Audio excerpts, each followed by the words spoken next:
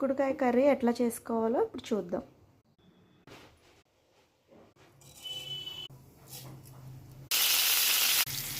కొంచెం అల్లం పేస్ట్,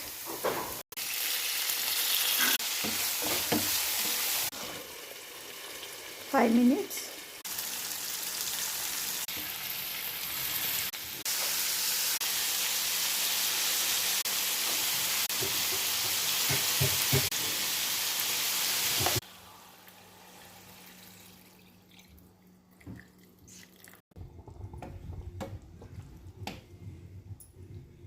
చిక్కుడుకాయ టమాటా కర్రీ రెడీ. ఫైనల్గా కొత్తిమీరతో గార్నిష్ చేసుకుంటే అయిపోయినట్టేనండి. ఎంతో ఈజీగా టేస్టీ అయిన చిక్కుడుకాయ కూర. నచ్చితే లైక్ చేయండి. Thank you for watching.